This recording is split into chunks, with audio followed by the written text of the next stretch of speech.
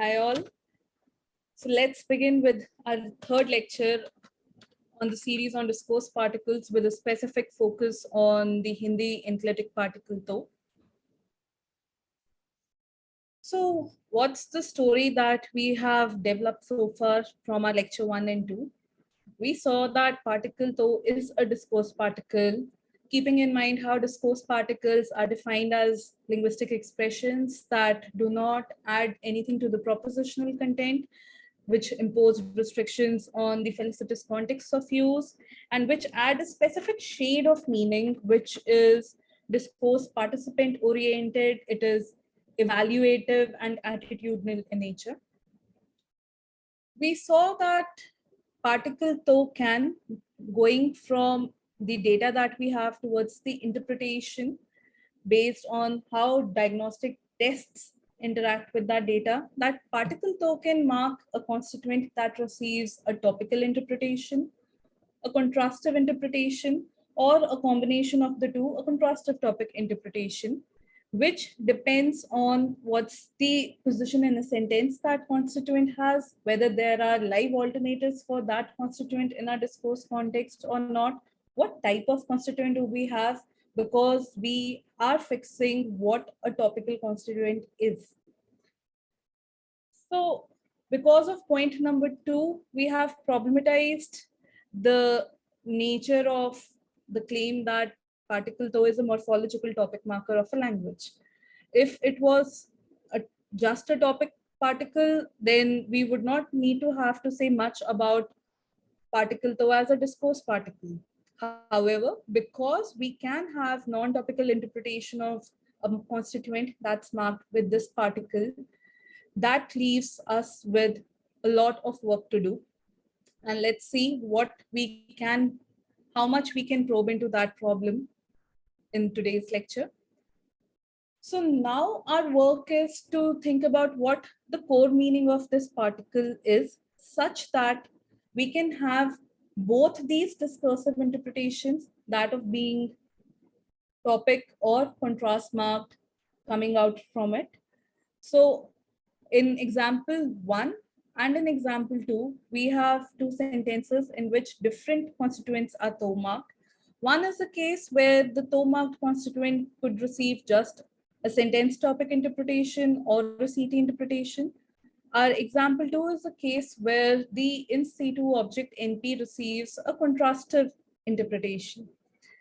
So whatever this particle encodes, it can generate these two discursive interpretations. Another property that this meaning has to account for is that this particle can mark a range of lexical categories. So it is a discourse particle that is general enough in a way to be able to associate with whatever is the meaning of all these lexical all the range of these lexical constituents in example 3, as well as specific enough to give us these exact interpretations in 1 and 2. In 3, which is similar to another data point we saw in our previous lecture, that particle token mark an adverb, a noun, a case marked noun, a locative postposition, a lexical verb, but not the sentence final auxiliary. Another empirical observation about particle though is that it can mark a constituent in declarative clause, like in example 4, wo kitab to laya. Hindi is a language which can have an interrogative of the form given in example 5. If you see 4 and 5, both of them have the same form. However, what's different is the prosody associated with these clauses. While 4 is associated with the clause final fall, the example in 5 is associated with a clause final rise. Now, this clause final rise is associated with interrogative clauses, and the construction in example 5 is associated with a particular type of interrogative interpretation. So, wo kitab to laya. This is in the gloss written as did he bring a book, but it is intended to be a type of confirmational, he brought a book, right? Apart from this specific type of conformational question, particle though is not permitted in constituent question or a polar question with the polar question particle kya. Interestingly, particle though can also mark a constituent in an imperative clause, as the example 6 illustrates. Tum kitab to lao. Now we have all these properties that particle though is showing. We know what it is not. What I propose that this particle does is that it singles out a constituent from a sentence and it marks it as being important for that sentence and possibly for the upcoming discourse too. To claim this, let's look at the data points in 7, 8, and 9. Now, these all have one sentence in which particle though is marked in each example on a different constituent in a sentence. In example 7, we have a case where particle though marks the sentence initial subject pronoun wo. In 8, particle though is marking the sentence medial NP pani, and in 9, it's marking the lexical verb laya. Tweaking what the context is for each case, we can see that particle though is marking a constituent in all these cases to single it out as being important in the given context. And its importance can be made explicit by looking at what is the permissible, pragmatically felicitous discourse continuation for that sentence in that particular discourse context.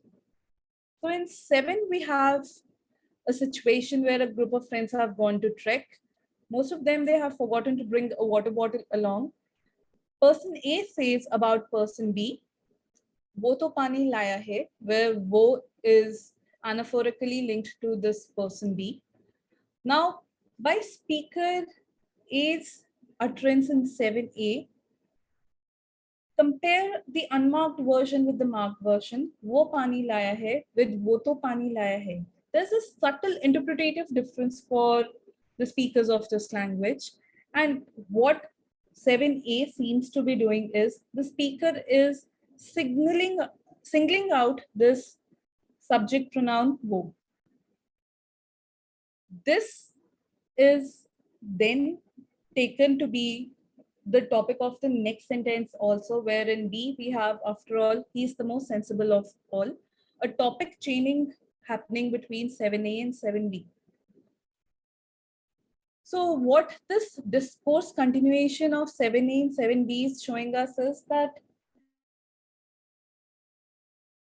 their interpretation being added to the marked constituent in 7A that facilitates a very natural continuation of that constituent as being the topical constituent of the next sentence also. So while 7A shows a case where we have to marking what gets the topical interpretation in a sentence, 8 is a case where we have the discourse relation of contrast coming up by virtue of something being singled out from a context in the marked version in the sentence. The context in 8 goes like, a group of friends has gone for the countryside picnic where they had planned to make tea. Everyone was assigned to bring something. Now, person A says about person B, note that person B was assigned to bring both water and milk. वो पानी तो लाया है. What this toe marking of pani is doing in this 8 is it's taking this constituent and making it salient. It's marking it to be important for this context. And this becomes explicit if we see that a natural discourse continuation for this would be, he did not bring the milk, where the alternative to the marked constituent is brought into a contrastive discourse relation between the two sets of the alternatives, water and milk. Similarly, if we mark or single out a lexical verb, what seems to be interpretably available to the speakers of that language is that this constituent is important for this sentence in this discourse context. In 9, what we get again is a case where a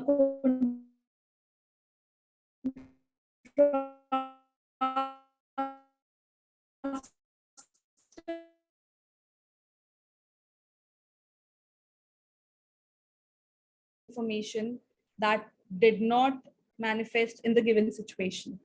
So person A was asked to heat a glass of water and bring it to person B. When asked about how he performed his task, person B says, "वो पानी लाया तो है, but he did not boil the water." So you can see that what we are doing in this discourse context is by marking out a constituent as being salient, it's being conveyed that this is important for this discourse, for this sentence. In the upcoming discourse, whatever this marked constituent meant, that will have a role to play in what information is given in the next sentence also. In 9A and B, what we have is a contrastive discourse relation being established between the two propositions vis-a-vis whatever information was contained in the toe-marked chunk in that sentence. So based on the interpretational differences that we get in the unmarked versus marked cases, and also what the possible pragmatically felicitous discourse continuation leads us to see, I adopt this notion of discourse salience or prominence to claim that what particle toe does is that it is conveying this one word, one flavor of this salience on the particulate marks. Before we go into that, what is discourse salience? Discourse salience has been defined by many researchers. The construction of it that I'm picking up at this point is one that does not restrict its application to any particular constituent type. So adopting Charcos's version of discourse salience is the degree of relative prominence of a unit of information at a specific point in time in comparison to other units of information. So we have, remember lecture 1, we talked about sentences being informational. So within a sentence, we have different units of information, different constituents contribute different types of information. So the relative prominence of any unit of information at a specific point in time in our discourse context is the discourse salience of that unit of information within our discourse setting at that point in time. Why am I emphasizing at that specific point in time? Because discourse salience is an attribute that is dynamic in nature. Any constituent that comes with, let's say, a specific amount of salience, it is language permits salience to be a notion that is dynamic. Those constituents, they have a salience that has the potential to either increase or decrease as the discourse proceeds. Also, how salience is now being defined in terms of the psychocognitive term, that of relative prominence, which is also associated with how much amount of attention one person accords to a particular constituent or any part of an utterance at a point in time. This notion can be associated with an entity or discourse segments that are beyond entities. So what this discourse salience is giving us is it's giving us a notion of the amount of prominence that one unit of information has at a specific point in time. It's giving us a notion that can be attributed to be property of entities as well as categories that are different from entities. It is giving us a notion that is dynamic in nature. So not everything that comes that is salient before an utterance move was made remains at the same salience level. within our conversation, what we as speakers of a natural language are doing is we are pulling the attention of the interlocutors in a discourse to different constituents at different point times in our discourse setting. Now, this discourse salience that has also been defined as the cognitive prominence of the meaning of any part of an utterance made by the discourse participants is not a monolith. There are multidimensional models of salience that posit that salience also exists at multiple dimensions. So the three types of saliences listed in arrows 1, 2, and 3, cited from Mulkern, Chiakos, and Falk, they form a dichotomy in which all three types, they are conceptually close to each other in one of the instances of the dimensions of salience. So Mulkern proposes a dichotomy of inherent salience versus imposed salience.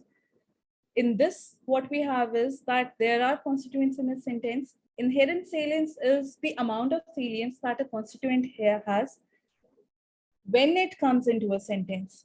This inherent salience is something that is controlled by the discourse that has happened before about the centrality of any constituent to the discourse at the utterance time.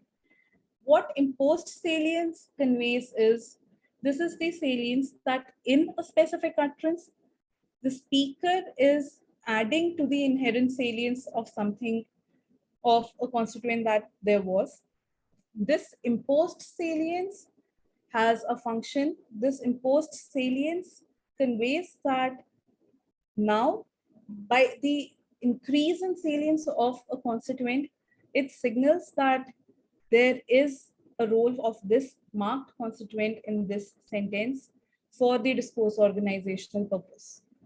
Backward-looking salience versus the forward-looking salience. Backward-looking salience is similar to inherent salience. Forward-looking salience is similar to imposed salience.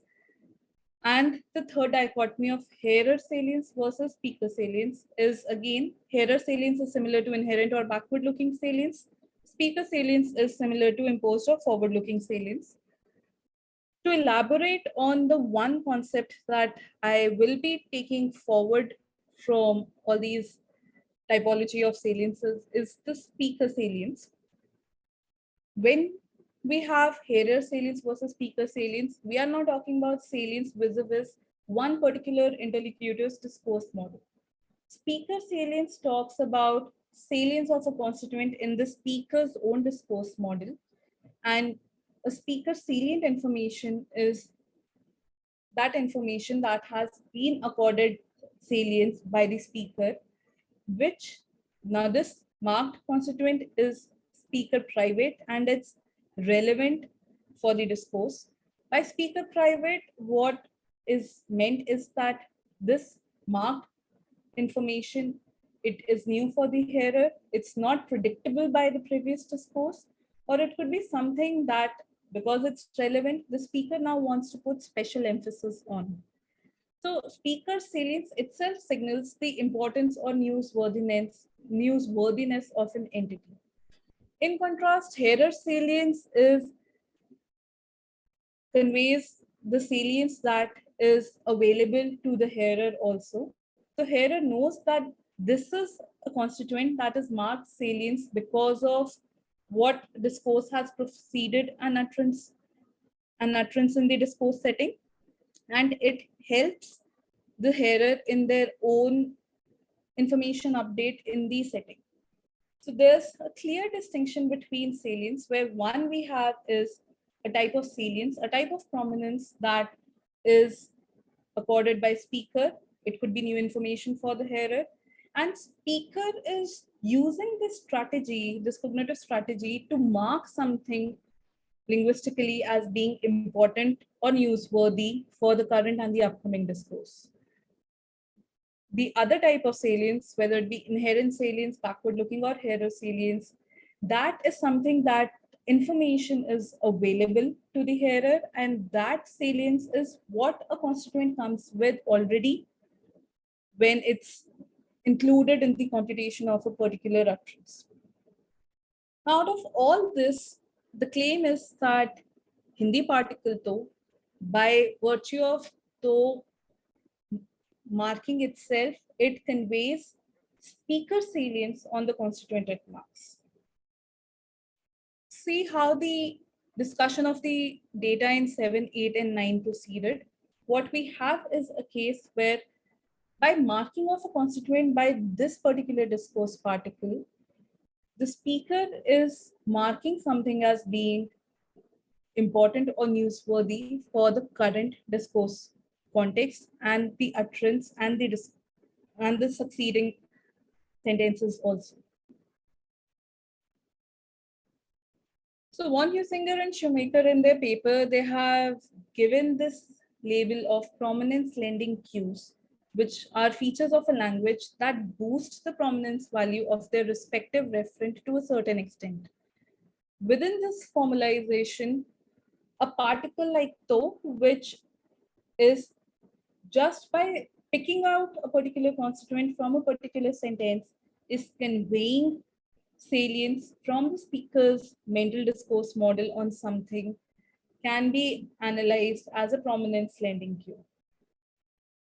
So what we now are going ahead with is the proposal that particle to is a discourse particle that what it does is it's a prominence lending cue that conveys speaker salience or it imposes salience on the constituent marks. Now that we have this notion that we are proposing is the primary notion encoded by particle to, how do we get the interpretative effects that we saw in our preceding lectures? So if you pause and take a stock, we can see that what does something being contrast marked or what does something being marked as the topic entail? A topical constituent is something that is the salient or the prominent entity in the discourse. And if we go by the definitions that we have, it was the salient entity about which information was then added. What does it mean for an entity to enter into a contrastive relationship? We have a set of entities and we are now singling out or picking out a particular constituent from that set of entities, and we are making that salient vis-a-vis the proposition we have. Now, this was something that was observed by Mulkern 2007, who stated that the main motivation for imposing salience on an entity are actually contrast and emphasis. And taking this up, we see that the natural interpretation of increased salience on a particular constituent in a sentence is how we get what is the topical constituent of a sentence and how we get a constituent entering into a discourse, into a contrastive discourse relation with something in the context set for it.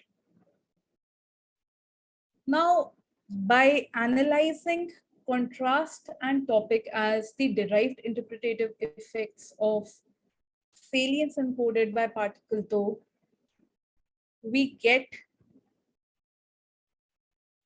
reasons as to why a continued topic is bad with particle to. Jumping a bit to, for the sake of this point,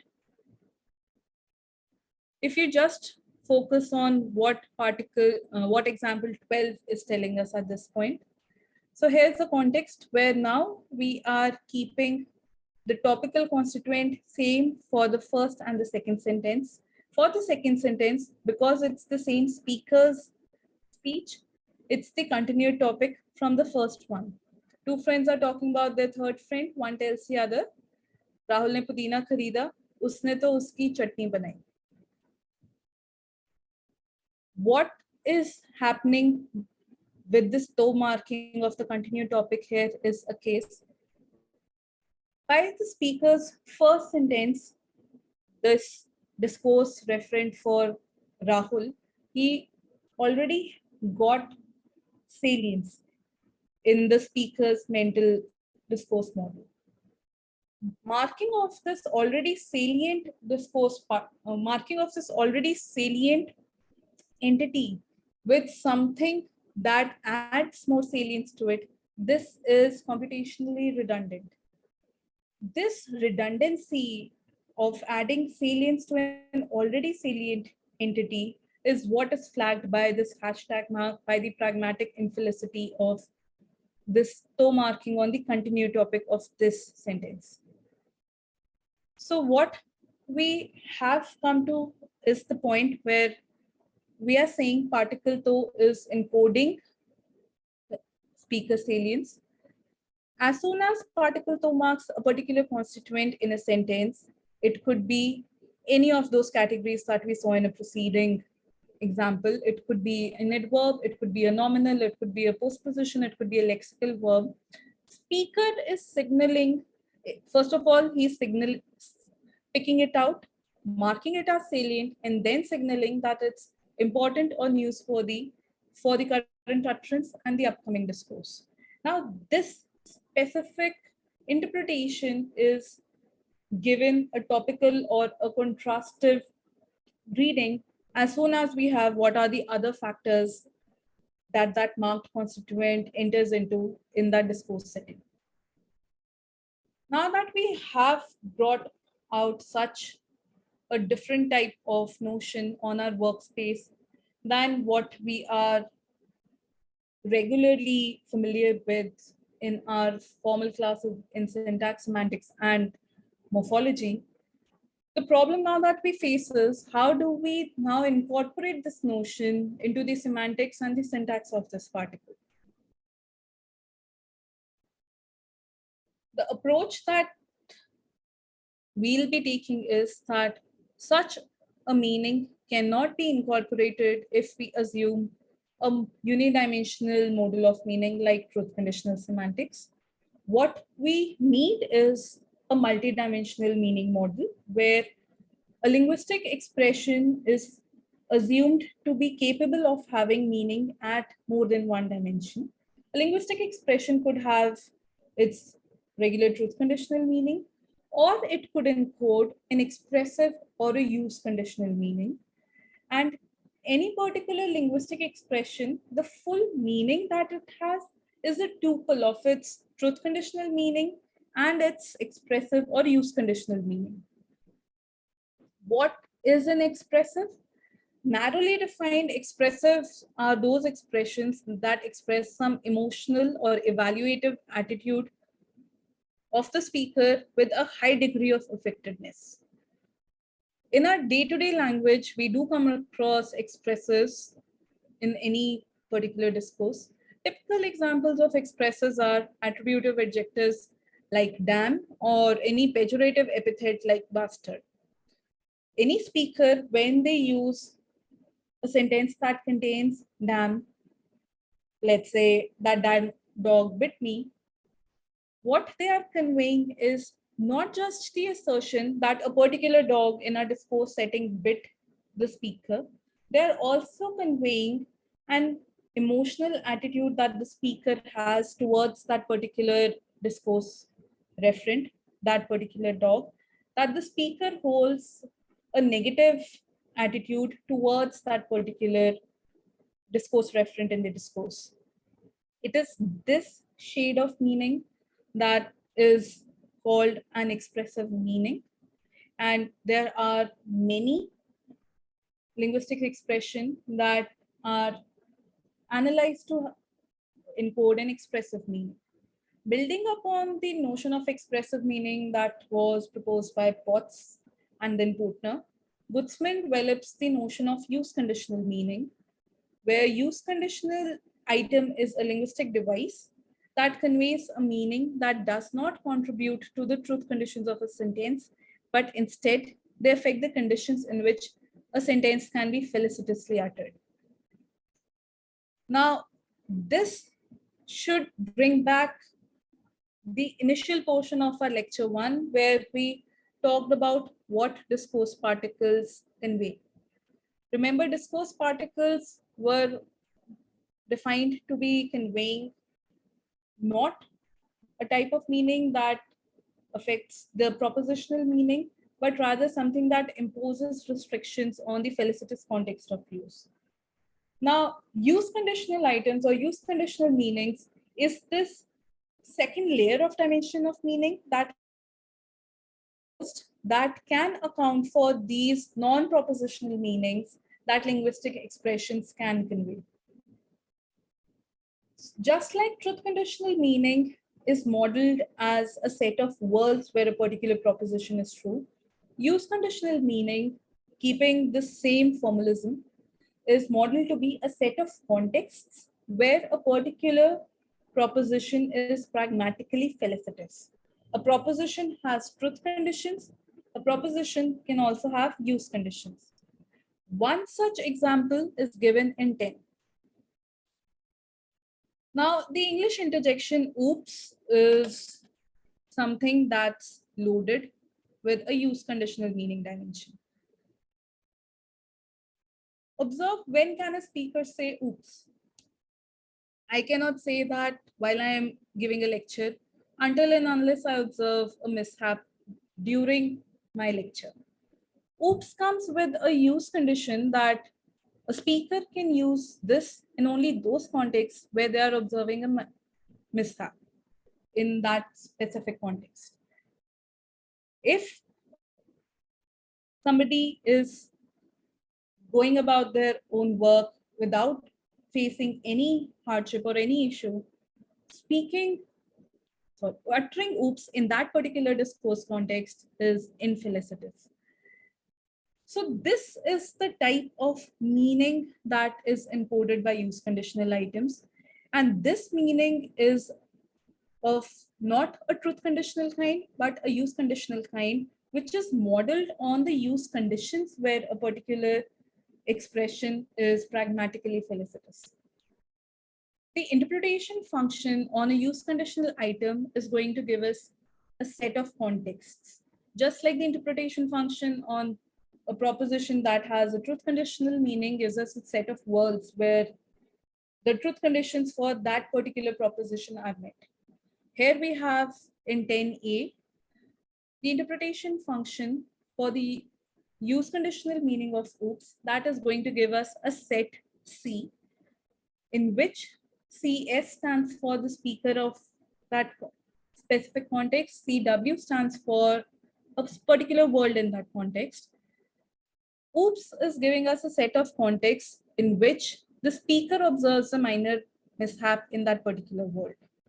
Until and unless this use condition is met, oops is not felicitous in a particular discourse context. 11 gives us what we talked about once we introduced the central premise of any multidimensional meaning model, that the complete meaning encoded by any linguistic expression is a tuple of its truth conditional meaning and use conditional meaning. A being in 11a, A being any linguistic expression, the interpretation function on it is going to give us a tuple of its TC stands for truth conditional content of A and UC stands for use conditional content of A. The adjective damn that we talked about, a sentence that contains that particular expressive or use conditional item, that sentence, the interpretation function on it gives us two semantic objects. It's giving us a set of words and it is giving us a set of contexts. The set of words is modeled vis-a-vis the truth conditions of that sentence. The set of context is modeled vis-a-vis those contexts where the use conditions of it are met. For a sentence like that damn co-passenger vomited again in 11b, what are the set of words that we get where the sentence is going to be evaluated as true? It's this first part of the tuple. The co-passenger vomited again in W. The attitudinal meaning, the expressive meaning, the use conditional meaning is expressed in the second part of this tuple, where the speaker of that context has to dislike the co-passenger in that particular world to be able to felicitously use this attributive adjective in this particular expression. So observe what hybrid semantics is giving us for any expression that contains truth conditional content and use conditional content.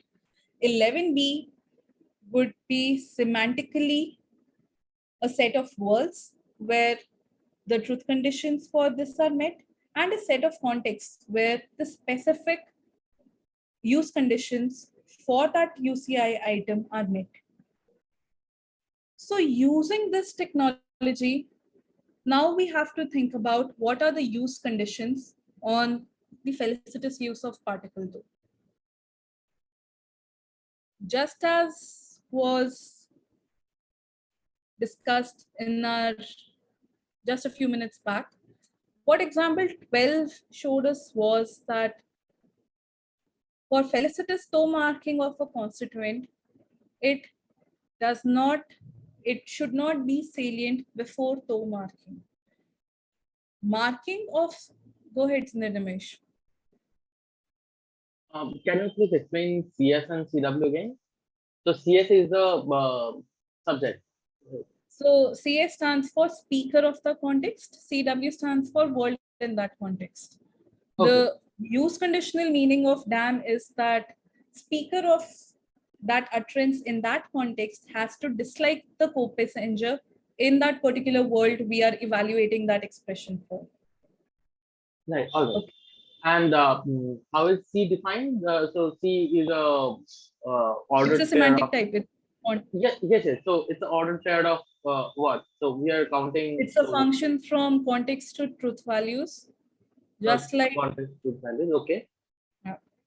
Just like word set of words is a function. It's a function from words to truth values. So a context, if we model it as a function, interpretational function, input any context, if the use condition are met, it's going to evaluate it as true. If they are not met, false. And for any particular expression, we need those use set of contexts where the UCI meaning is met, along with the set of words where the propositional meaning is met. Okay. So sorry for asking it again. Can you break down how the tuples are organized for both C and W? So C would comprise of, let's say, the domain of discourse, then the so it'll consist of D, I, W, and T for the temporal part. Mm-hmm. So is there anything else within C? No. Okay.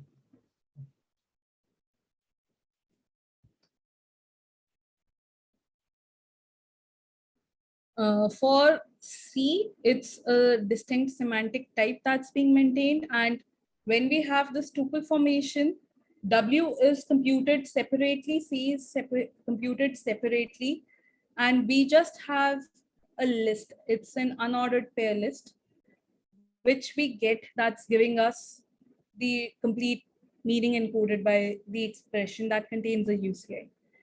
We do not have any ordering between W and C. We just need those exact words and those exact contexts where the conditions are met. W and C, they'll be evaluated on distinct domains. Okay. Okay.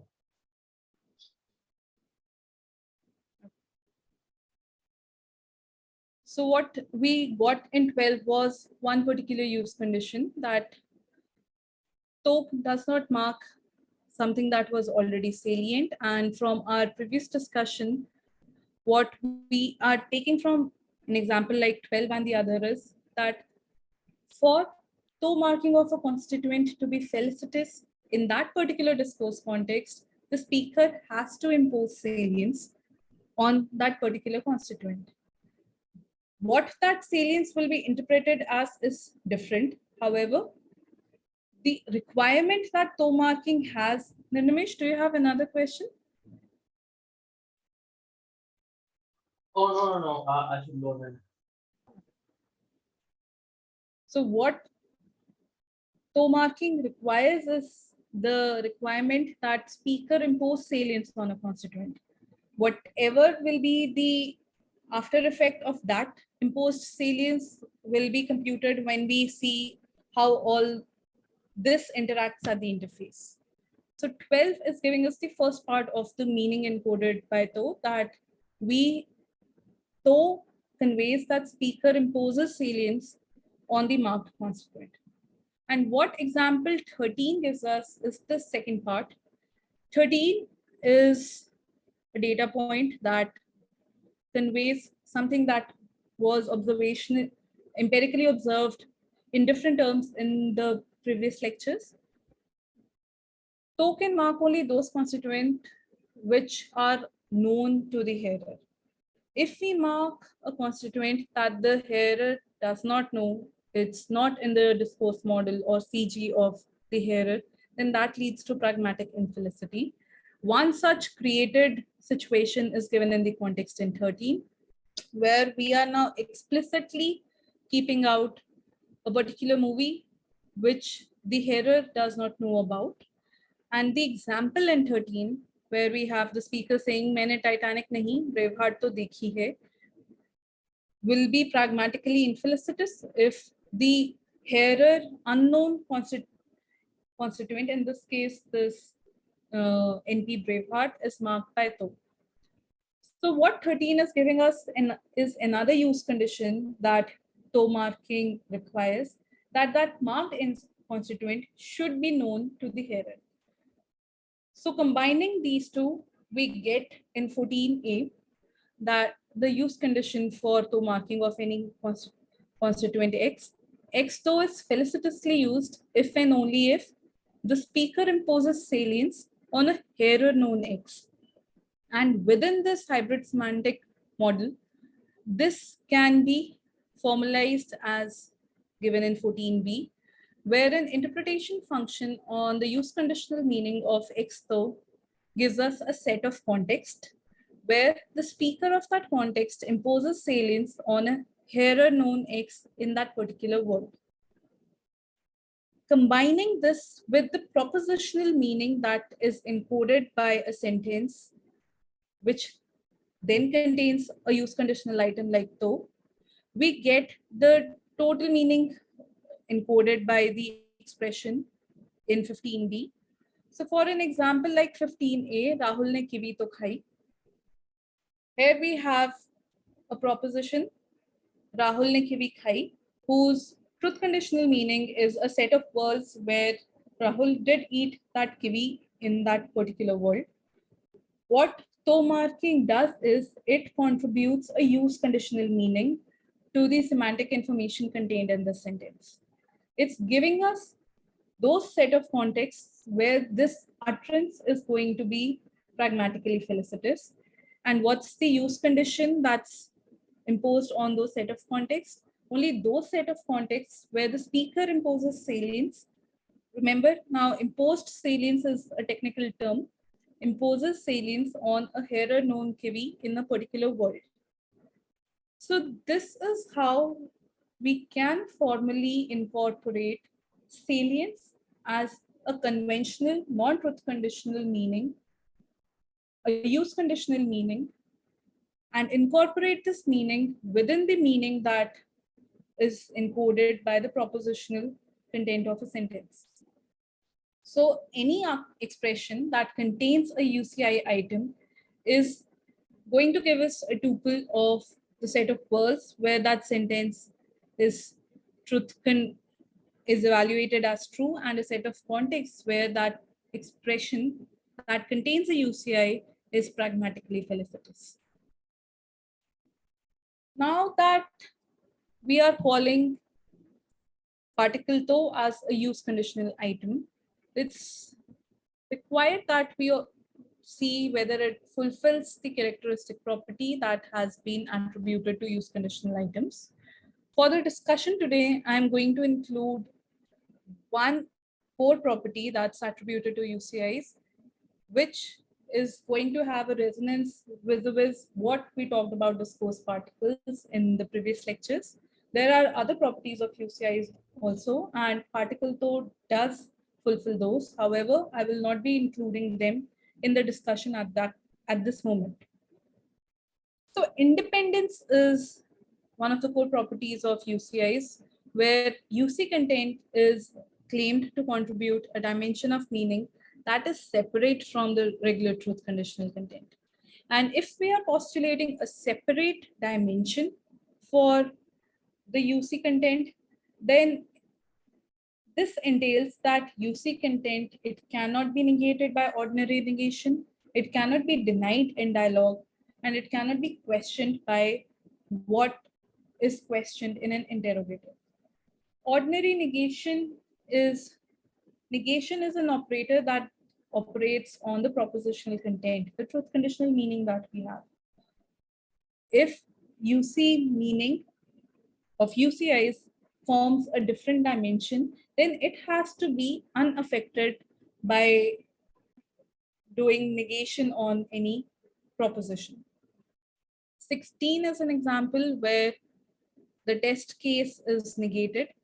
So for Rahul ne kiwi khaya, Rahul ne kiwi to khaya. If we do Rahul ne kiwi to nahi khaya, what's being negated here is the proposition that Rahul ate kiwi.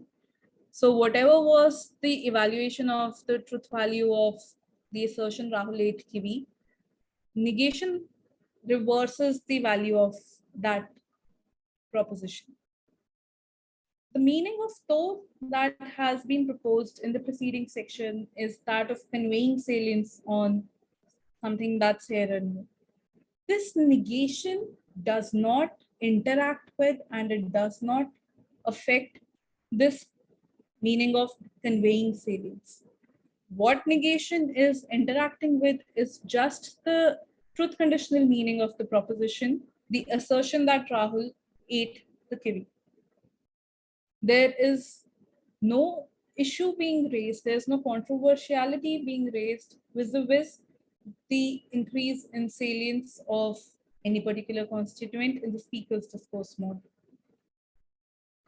If we try and deny a construction that contains this particle in a dialogue, just like in example 7, denial by speaker B is not affecting this meaning, UC meaning that's being conveyed by though.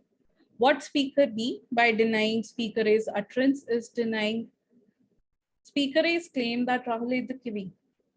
It is not denying that speaker is imposing salience on this constituent in this particular sentence. In an interrogative, what's being questioned is direct application of this is difficult because, as discussed previously, we do not have, it's not permitted to do constituent questions in English, in Hindi with particle to. So doing Rahul ne to kya khaya is star. It's ungrammatical for Hindi speakers. Rahul ne, or for 18, if we do with a polar question particle, kya Rahul ne kiwi to khai is again bad. The only limited case where we can do so in an interrogative case is where we do a confirmational question, where the form is the same, but we use a prosodic clause final rising intonation. Rahul ne kiwi to khai. My prosody is a bit off, but it's the clause final rise. In this case, the interrogative is asking the hearer to give the speaker information about, confirm or deny whether Rahul ate the kiwi or not. It's not affecting the imposed salience that's being conveyed on the marked constituent. So 16, 17, and 18, they are exhibiting that whatever meaning is conveyed by particle though, in our case, we are proposing particle though an imposed salience meaning, that is on a separate dimension, and it does not interact with the meaning that's conveyed by the truth conditional dimension. It does not interact with the negation, the denial, or the interrogation that operates on the propositional content. So therefore, adding one more label to this small lexical item, though is now a use conditional item. It encodes a type of meaning. And as a discourse particle, what the speaker does when they use this particle on a particular constituent in a sentence, they are lending prominence to it in the speaker's discourse model. And this increase in prominence is then interpreted as that constituent being marked most salient and therefore the topic for that sentence and possibly the upcoming discourse, or for that marked constituent being in a contrastive discourse relation with other alternatives in the discourse. So another... I just had one question. So basically we're saying that there is no interaction with the other semantic operators and durations in the sentence. Yes. Right? And so if there is no relation, if there's no interaction, why do we have restrictions on when they can be used together? The restrictions would then be syntactic. Or we need to keep them, or it could be an interpretational difference, not... So it's not interacting in the sense that it's not interacting with how the truth conditional meaning is going to be computed.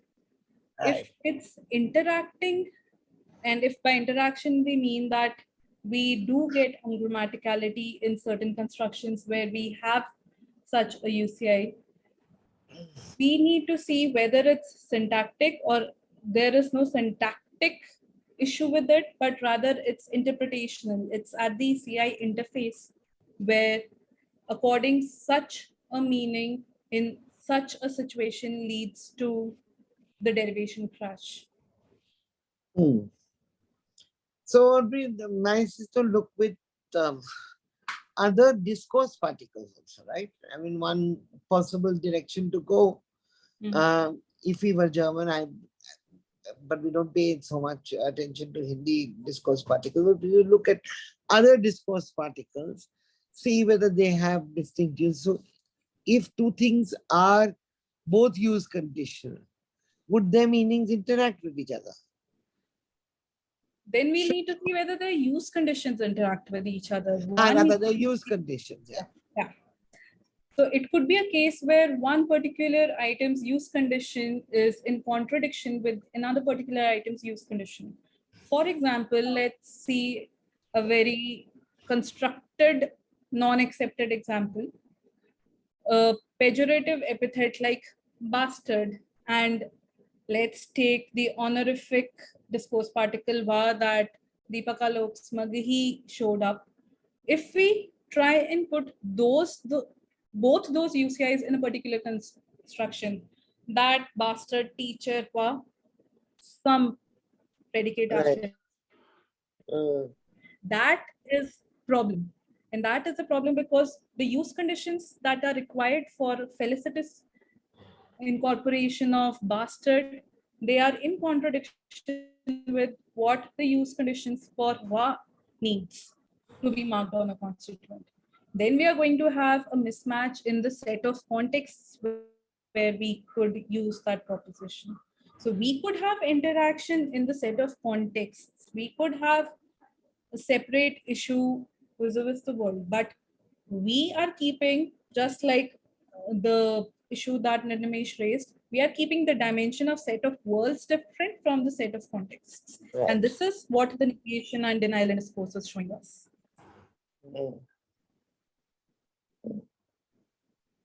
So it would be a good idea. In today's lecture, I did not write up any workshop tasks, because I wanted to see how the conversation proceeds today. So for those of us who are working on discourse particles, how do discourse particles interact?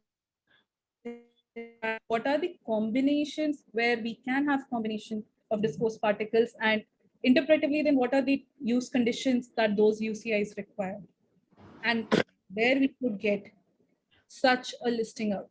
This is just an exercise on the interpretations that we get from the data that we have. And then we'll need to see whether we can get any insight from those interpretational issues that come up. Yeah. Okay. And it's quite a wonderful world when you set it apart like this, that there is so much stuff to work on now. When you have these different notions like use conditional items, truth conditional item, and the syntax, and the notion of CJ, you get quite a rich typology, some of which interacts with syntax and some of which doesn't. But True. Yeah, carry on. So we're going to come to the syntax anyway now. Yes.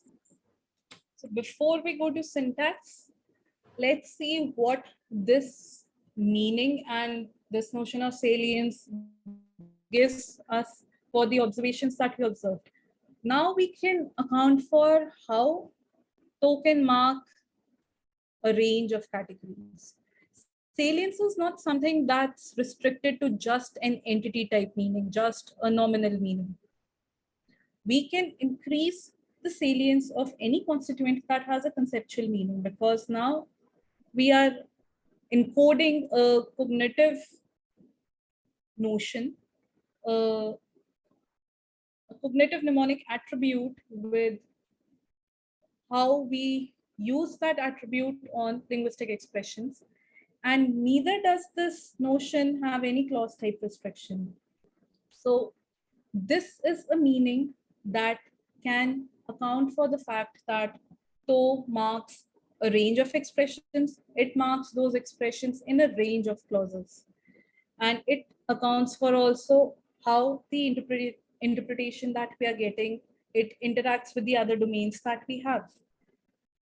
Now, the issue that remains for us to resolve is, where do we put it in the syntactic spine? Our lecture the title of it started with the word discourse. So now we need to incorporate a model that encodes discourse as part of the syntactic spine itself. Again, none of those formal apparatuses that propose a topic layer in C that keep a topic syntactic projection to whose specify position topical constituents move are going to be helpful for us, because we are dissociating topicality from particle tone. Topicality, in line with how Chomsky, Geigo, and Ott in their 2019 work are claiming that all such discourse interpretations, they are not inherent to any constituent. Rather, they are the interpretations that a constituent get vis-a-vis the configuration they end up in at the end of the derivation. So in the same vein, particle though is not a topic marker for which we are going to put the topical constituent in the spec position, though in the top functional position. The topical interpretation is the after effect of what we get after everything has happened in that sentence. So the model that I'm going to adopt for the syntax discussion for today is the interactional spine hypothesis proposed by Martina Wilczko in her 2021 monograph. What this model has is a separate interactional domain above the propositional domain.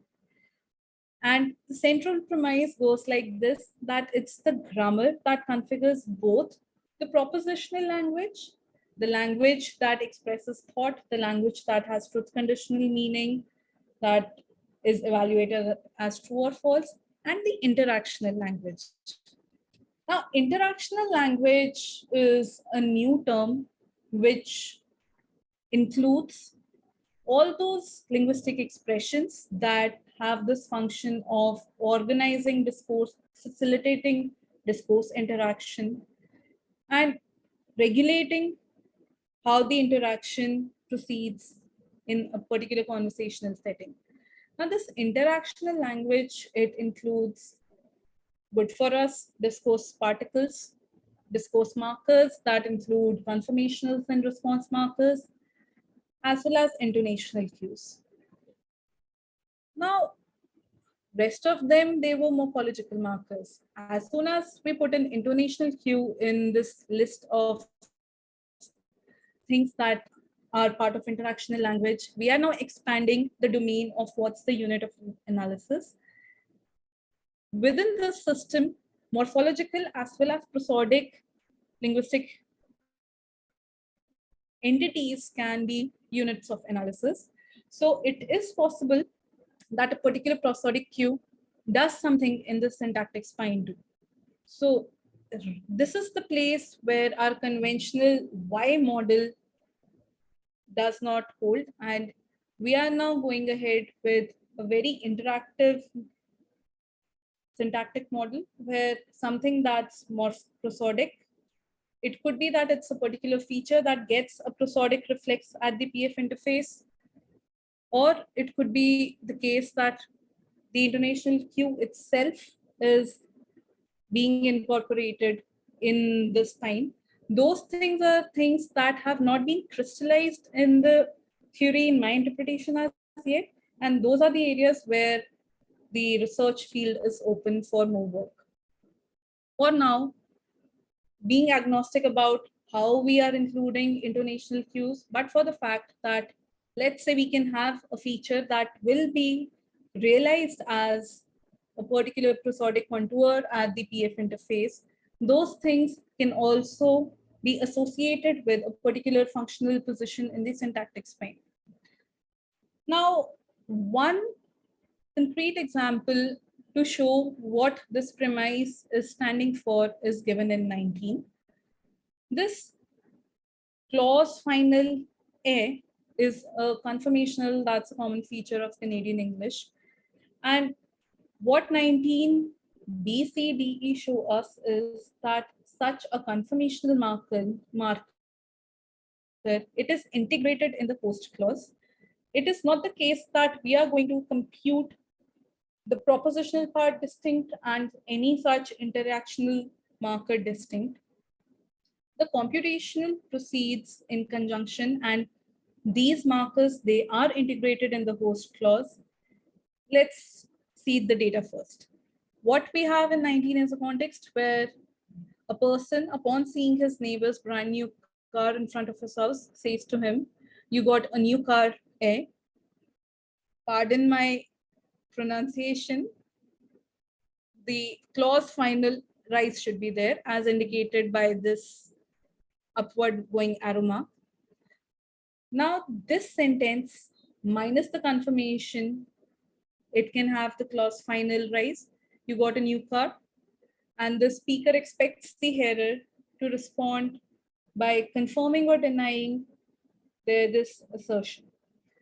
C is the one given in 19, where what the speaker is doing is they have the assertion and then a separate confirmational marker A with it.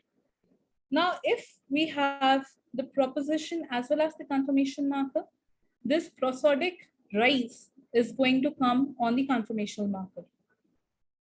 If we have what we do in D is we keep a prosodic rise on this proposition, you got a new car, you got a new car, A, that is ungrammatical for the speakers. And also the third permutation combination in the fourth combination in E, where we just have the prosodic rise on the proposition, you got a new car, and then no rise on A, that's also bad. So what BCDE is showing us is if the speaker is using any marker for an interactional language, in this example, a conformational marker, then the total prosody is calculated based on the full construction. This conformational marker has to be incorporated along with the core truth conditional proposition. And then we have the prosodic rise, the clause final rise on this unit. If we keep it on both of them separately, like in D, that leads to ungrammaticality.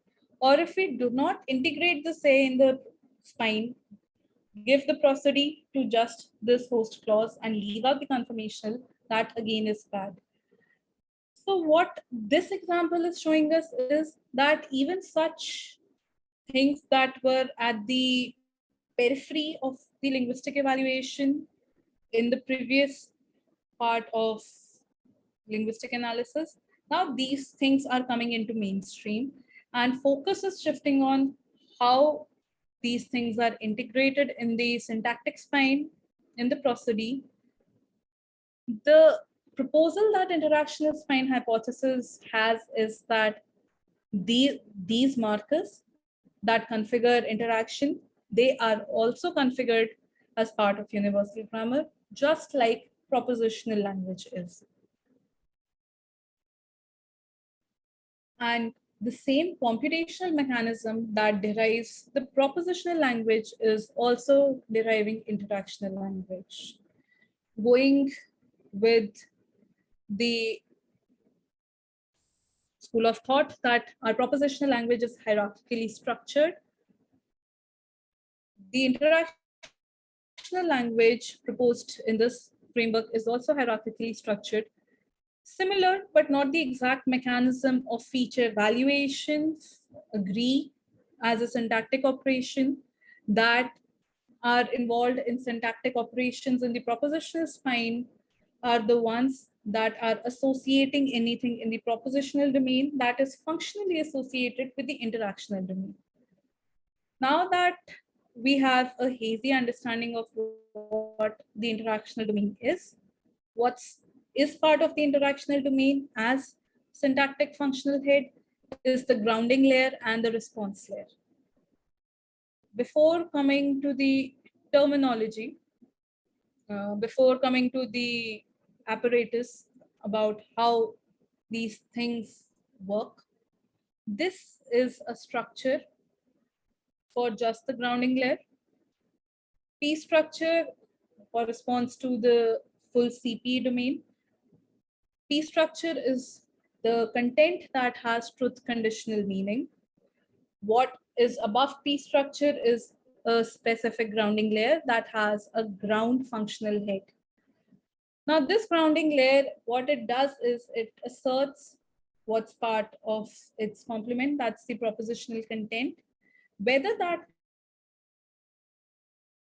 content is executor's knowledge state or not. Before expanding on this, here's what the second layer above the grounding layer is like.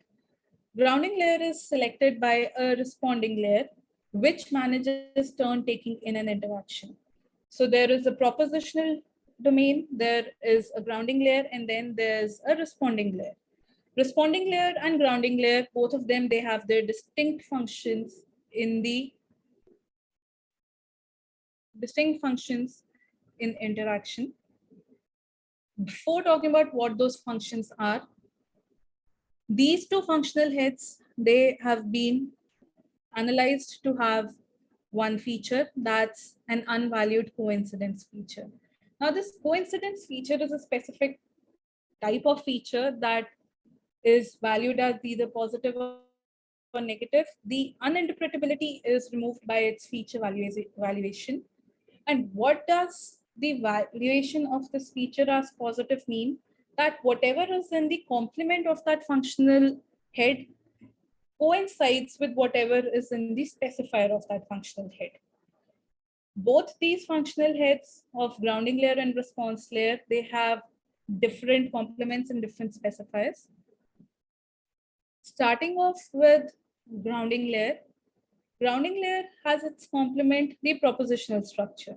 So a positive valuation of the coincidence feature of grounding asserts that the proposition is part of the specifier of the grounding functional head. And because response layer selects the grounding layer as its complement, a positive valuation of the coincidence feature of the response functional head is interpreted as asserting that the complement of the response layer, that's this part. Ground P now is part of the specifier of the response head. What does ground functional head has as its specifier? It has this abstract argument called ground,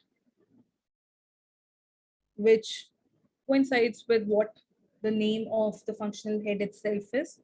However, the functional head is relativized vis-a-vis the discourse participant. So we have a speaker indexed ground layer and an addressee indexed ground layer. What ground is a manifestation of the mental world of the knowledge state of the speaker or the addressee. Now, from a discussion of common ground, this is an incorporation of the notion of common ground in the syntactic spine. The specifier of ground speaker is a mental representation of the knowledge repository of the speaker himself or herself. What it includes is propositions, discourse reference, and now within Wilczko's formalization of it, it also includes individual interlocutors' publicly displayed attitudes towards the proposition. So what this grounding does is, it's an abstract argument. It is a syntactic incorporation of common ground with now in addition of the attitudinal meaning that a speaker can convey on a particular proposition, because now this extra layer of meaning gets a representation in the common ground itself. A speaker, by some linguistic manipulation, can convey what attitude they have for a particular proposition or some constituent in a proposition as being part of their common ground. And what is the function of such a grounding layer? It synchronizes the interlocutor minds. Now, this synchronization does not mean that whatever is the ground for speaker is going to be the ground for hearer. No. What this synchronization means is that the speaker is making the hearer aware about what is part of their own common ground, what are the things that they have in their mental knowledge repository. This now includes, crucially for us, the speaker's attitude or belief state towards the proposition. Within this particular structure, now in this model, some substantive content in the propositional structure can value the coincidence feature of this ground functional head as positive or negative. If, let's say, ground speaker is valued as positive, what this means is that the speaker is asserting they hold the propositional attitude of or assertion belief for that particular proposition in their common ground. And what the addressee indexed ground function holds is that the addressee in their mental state, in their knowledge state, they hold a particular propositional attitude towards the proposition that the speaker has in their state. So it's putting the discourse information that we have along with the discourse, the attitude towards those propositions that a speaker and an addressee can have as part of the syntactic spine. We'll be talking more about this grounding layer with respect to the type of data that we are seeing. Just a quick foray into what the responding layer does is, just like what we had for grounding layer, we had the expansion and tweaking of the Stolnekerian version and then Priskin version of common ground. In responding layer, we have an abstract argument called the response set. That is a syntactic manifestation of a table that was introduced in Farkas and Bruce's table model of discourse. So what Farkas and Bruce in their table model of discourse did was they highlighted that speakers, as soon as they say something, that proposition does not directly get added to the common ground of the speaker and the hearer. There is a scope of controversiality, there is a scope of rejection, of debate and discussion over that proposition. So what uttering a proposition does is not an automatic addition of that as an assertion to the shared set of propositions between the interlocutors, but that proposition is added to a table. And in a discourse, the end goal of the discourse is that what all issues are there stacked on the table, they have to be resolved and then added or rejected to each other's common ground. So as soon as a speaker says P is put on the table, the hearer can accept it, by which it gets added to the shared set of beliefs, or it could be rejected, by which it's not added to the common ground. So there's an interactivity when a speaker utters a proposition in an discourse setting. Now, this insight is syntactically incorporated by this abstract argument of response set, which is basically the set of items that an interlocutor has to respond to. Again, just like grounding layer, this functional layer is also relativized vis-a-vis which discourse referent, whether the addressee or the speaker we are talking about. A positive valuation of the response functional heads puts whatever is in its complement in the response set in its specified position. So if something is added to the response set of the speaker, response set, let's talk about first the addressee. If something is added to the response set that's indexed to the addressee, what it means is that that particular item is something that the addressee is asked to respond to. And in a discourse move, if discourse moves can be categorized as an initiating move and a reacting move, if something is an item that the addressee has to respond to, then that is an initiating move by the speaker. Speaker A, by uttering P, if they want the addressee to respond to it, that is the initiating move in that particular discourse. In contrast, if something is added to the response set that's indexed to the speaker, then that is something that the speaker is expected to respond to. And that is a reacting move by the speaker. So what this responding and grounding layer give us is separate functional domain where the units of language that are involved in interaction can be functionally associated with in the syntactic spine. If there's something that signals whether the speaker holds any specific propositional attitude towards the utterance, then that is going to get a locus in the grounding layer. If there's something which signals that a particular utterance is an initiating move or a reacting move, whether something is an utterance to which the addressee is supposed to respond to or the speaker is supposed to respond to, then that is going to functionally associate with the responding layer. This is how the interactional domain is hierarchically structured above the propositional structure. Interactional domain is not the subject matter of truth value evaluation. So from this, we can already guess where particle tau is going to functionally associate with. Particle tau is I propose going to be functionally associated with the grounding layer.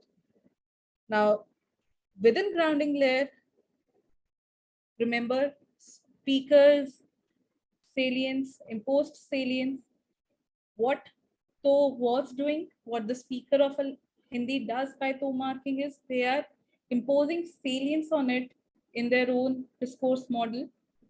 So my claim is going to be that particle tau associates with speaker-oriented grounding layer in the interactional structure.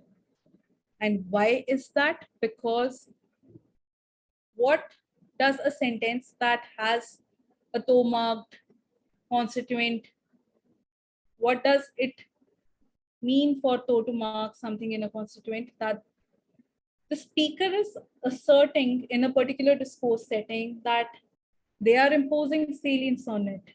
So what propositional attitude they have for a proposition, for any utterance, within that they have a marked status for that constituent in their own ground, in their own mental ground. And this information, by being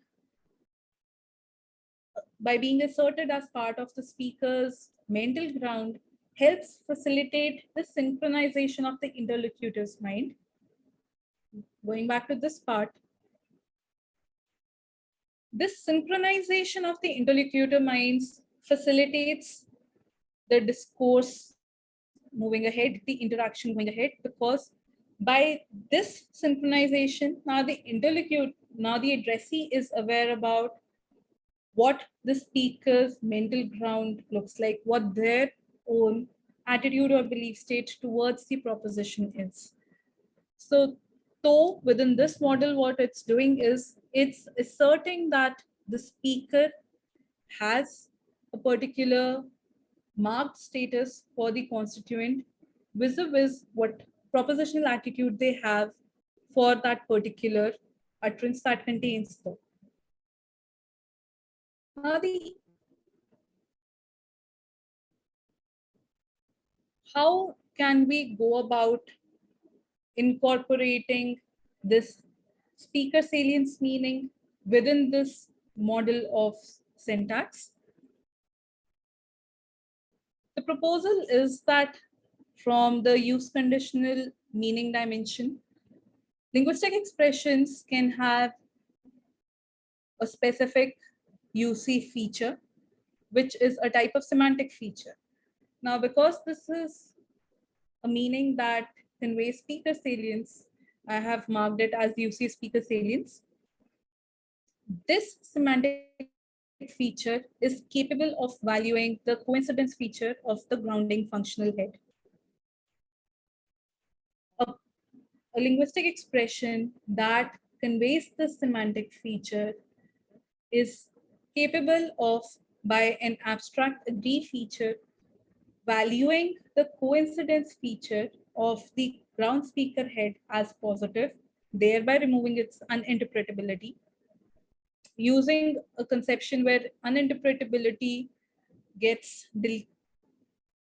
checked out by feature valuation. That feature valuation is not a feature value copy, but rather a binary valuation of positive or negative. So let's take a concrete example. In 20, we have a declarative where the subject NP is marked with though. Our syntax is going to build up the structure, incorporating this particle within the host clause at its point of insertion in the host clause. So by the time the propositional structure is complete, the CP is complete, we get Ramne to Gana Gaya. So this particle, it's base inserted at a particular point. Now, this is where the interactional domain starts getting built up. And it's the UC feature of this particular particle that values the ground speaker functional head as positive. And what this positive coincidence feature does is it asserts that the complement of this functional head is part of its specifier also. The complement of this functional head is the assertion Ram sang the song. Now, assertions are propositions towards which the speakers hold a propositional attitude of belief. The speaker, by asserting P, they are conveying that they believe that P. The proposal that I am pushing forth here is that what particle tau is doing is it's asserting that within the mental ground of the speaker, what's being asserted by toe marking is not just the fact that the speaker believes that P holds, but also that this proposition, the belief that P is specifically relative to the marked constituent. So this particle, by marking any particular constituent, this information is getting added along with the base proposition in the mental ground of the speaker. And toe marking of an utterance, of a constituent in an utterance, in a declarative, what it does is the speaker is asserting that they believe that proposition specifically relative to the salient marked constituent. Now that we have a case for declaratives, when we began today's lecture, we saw that particle though could be part of an imperative and a limited case of interrogative. ISH gives us theoretical tools to segregate distinct units, distinct linguistic expressions that convey distinct interpretations, and how we can combine them in the propositional structure where they can still functionally associate with different parts. While 20 was a very simple case where we just had a proposition in which a constituent was toe marked, propositions being subject matter of belief, the attitude of the belief state of the speaker. Questions are things that not belief states, but things that the speaker asks about. Now, from our empirical observation, we observed that though cannot be part of the canonical information seeking WH question. The only type of construction that gets an interrogative interpretative import that though could be a part of was a construction like this, Ram ne gana to gaya, with no PQ polar question particle kya, but just a clause final prosodic rise. What this utterance actually is an assertion and then an implicit confirmation of it. So this is a confirmational question that where the speaker is asserting a proposition and then asking the addressee to respond to the speaker's belief about that proposition. 21 is not a neutral question. It comes with a speaker bias. The speaker is biased towards the proposition part of the translation being evaluated as true. And they want the addressee to confirm or deny whether their belief regarding this proposition is true or not. This is in contrast to a neutral polar question like Kya Ram ne gana gaya, which does not have any speaker bias, where both the eventualities that it's true or false, they have equal possibility in the speaker's worldview. In contrast, a construction like 21 is a case where we have a speaker believing a particular proposition and then asking the addressee to confirm or deny that proposition. So this construction can actually be broken down into two parts, where one, we have this assertion part and the speaker conveying their belief towards that proposition. And then, because of how a prosodic cue can be a unit of language in this framework and how it can functionally associate with a syntactic functional head, the clause final rise is a unit of language that can syntactically value another syntactic functional head in the interactional domain.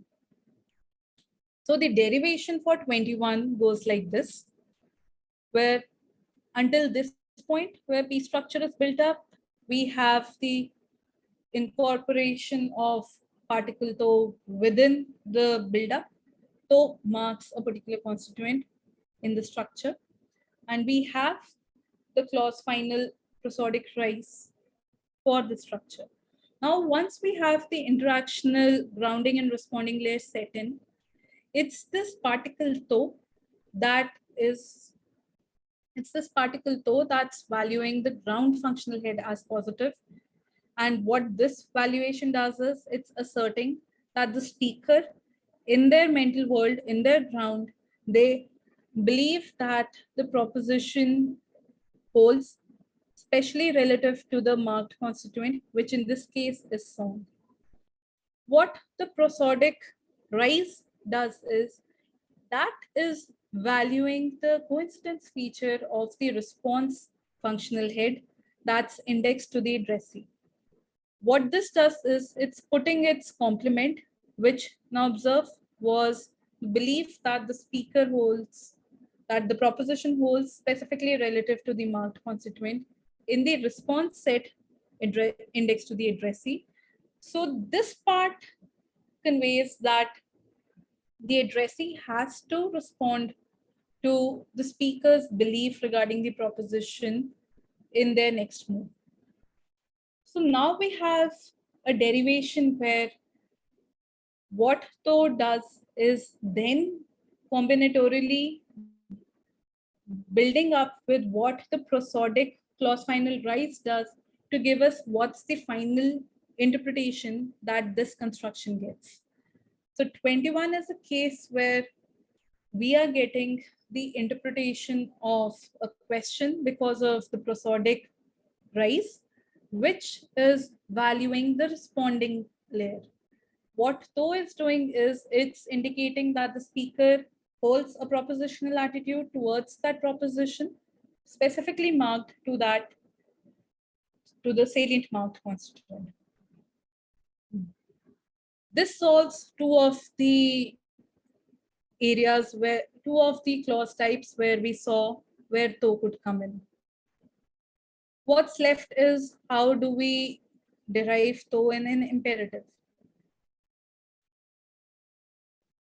Imperatives are constructions that are different from assertions and interrogators, vis-a-vis what is the propositional attitude that the speaker holds towards those when they utter such clause types. While declaratives were constructions towards which speaker holds a propositional attitude of belief, imperatives are things that the speaker desires. It could be the speaker desires that proposition to hold in, it's a case where the speaker desires that proposition to be evaluated, not evaluate, for that proposition to manifest. And that's something they want the addressee to respond to, whether they are going to take an action vis-a-vis this imperative, the desire they hold towards the proposition in their utterance. So once we have an imperative, ek glass pani to piyo. So this is a proposition towards which the speaker holds the propositional attitude of desire. The derivation is going to build up a P structure where we have one constituent that's to marked. What to marking is going to do is going to value the ground speaker head as positive, and what's now asserted to be added to the speaker's mental ground which is being conveyed to the interlocutor to synchronize their minds in the interaction, is that the speaker holds a propositional attitude of desire towards that proposition, specifically relative to the marked constituent. And what we have is, because this is an imperative, this is something that is going to be put onto the set of items that the addressee is expected to respond to. So because of this construction being an imperative, the response functional head that's indexed to the addressee is valued as positive. And this speaker's desire for that proposition to be true is put in the set of items that the addressee is expected to respond to. And that is what is conveyed when we have particle though being part of a constituent in an imperative. So this ISH framework, it gives us the tools to incorporate our particle though across clause types. It gives us one syntactic functional head with which our particle though, wherever it may be base merged within the propositional structure, it can functionally associate with. And it gives a syntactic manifestation of the speaker's mental world in an interactional setting out there for us to hypothesis about where, if what particle though is doing is it's giving us a marked status of a constituent in the speaker's mental world, and the speaker wants to convey that this constituent is marked salient, therefore it's important and newsworthy for the utterance and the upcoming proposition and the upcoming discourse. This whole function that the speaker is, this whole function of discourse organization, discourse coherence, facilitation of the interaction by virtue of the speaker conveying something that's part of their mental knowledge repository. This is what the ground functional layer is giving us. And toe marking of a constituent is formalized within this framework as conveying that the speaker holds a propositional attitude. Now it's going to depend on what clause type we have. So we are going to have a propositional attitude of belief or desire. For that proposition, belief or desire that the proposition holds, specifically relative to the marked constituent. So this is where I am putting out the syntax of particle though. What we come to at the end of our lectures on this topic is, we began with an inquiry, what is particle though? We started off by discussing it as a discourse particle. We established it's a discourse particle. Then we went ahead from the interpretation that we get for the data that we have, its empirical distribution, its distribution across clause types, across categories. What difference does it make in a discourse when particle though is marked on a constituent? And from there, we took a route towards defining salience as being the notion that's conventionally encoded by this particle. We had to change which models we use to incorporate such a notion within the formal apparatus. So we took a model like hybrid semantics and a model like interactional spine hypothesis to incorporate the meaning of particle though as a use conditional meaning on a separate dimension of meaning that an expression can have. And we had to introduce two functional syntactic heads that are associated with discourse management, home ground management, interaction, managing how the interaction proceeds, and locate where this particle functionally associates with. The salience part was incorporated as a semantic feature that this thing can have. And this feature then is capable of asserting a functional head, which then gives us the interpretative effects that we want. What this inquiry has brought forth is the issue of that we need at this point in our own research areas to think about whether any particular linguistic item directly maps onto any grammatical reflex of a linguistic concept, or is it an approach that needs to be evaluated with a lens and raise questions with? So rather than going ahead with one particular interpretation, one particular linguistic concept being linked with a particular linguistic item, and then seeing whether it fits into a theory or not, what this enterprise tried to do was start off with the data, what the data is saying, what interpretations are we getting, and then use the diagnostic machinery to evaluate whether the predictions are born or not, and what we get, what are the frameworks that we need to abandon, and what are the frameworks that we need to be looking at to formally incorporate such notions into the apparatus that we can postulate for our faculty of language. So with this, I'm going to stop for today. I overshot quite a lot. Thank you. Thank you, Ojaswee. Nimesh, since you're the only person here, do you have any questions? Yes, I have a lot of questions, but I don't think I can actually ask them on this platform. I'll rather ask them later.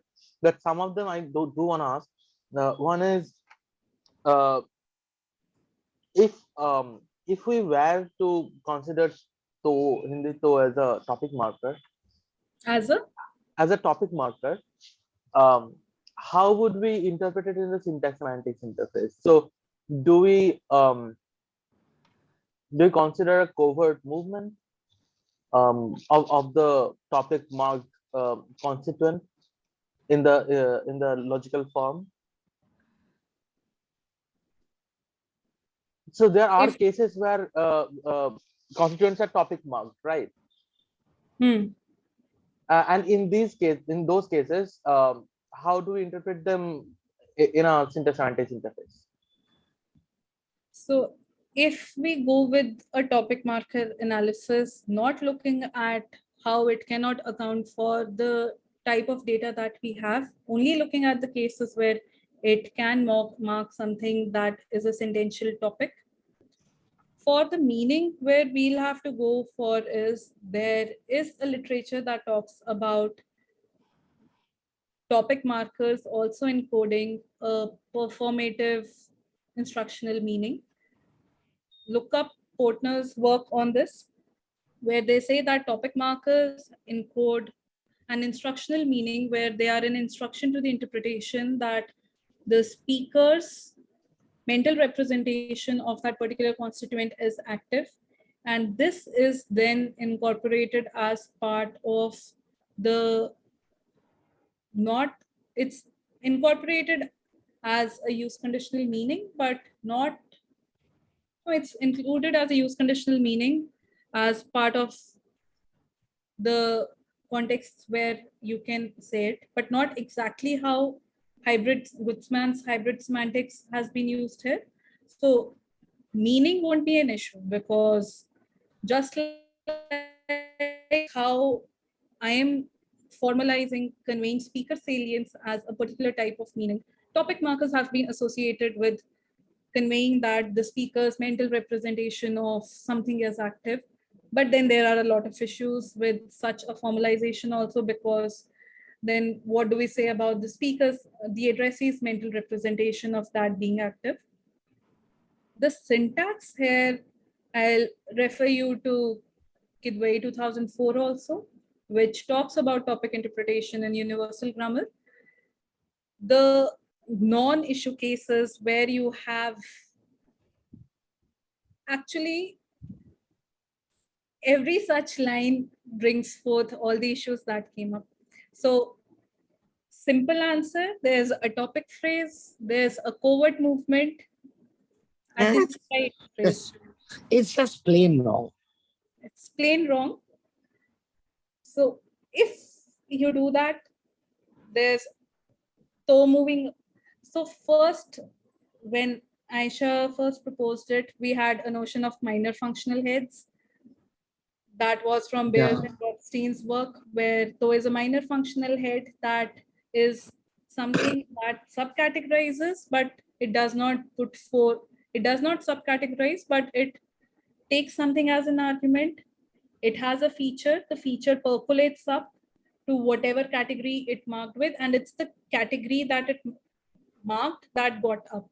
So in that analysis, toe had a topic feature.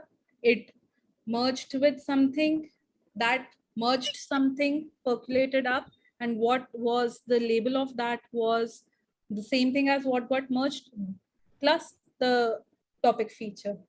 That was the minor functional head analysis. Then we had...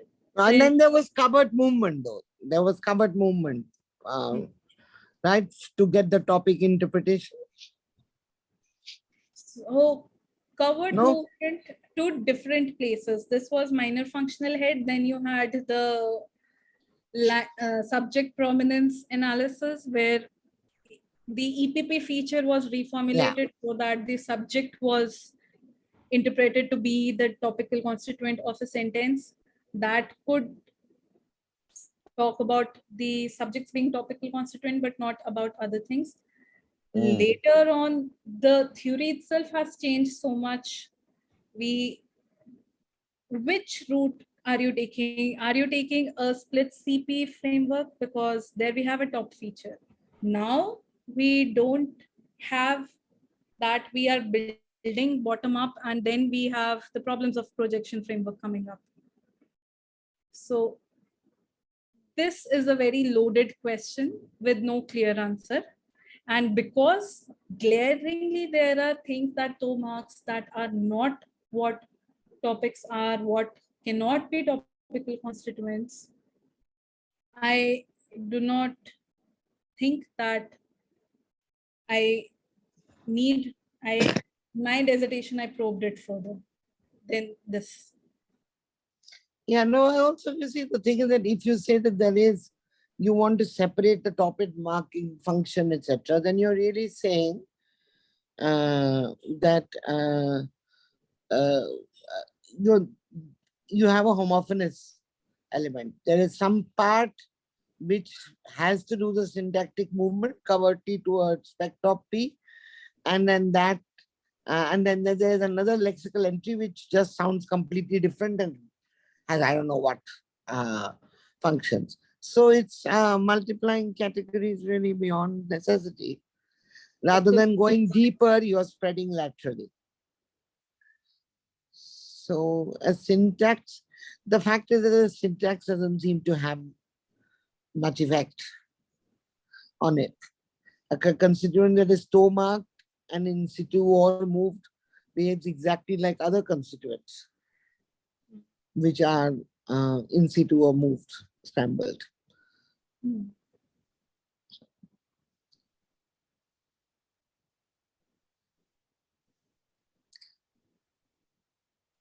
Nidhimesh? All right, thank you. The other answer was a little difficult to understand. So, what is split CP and?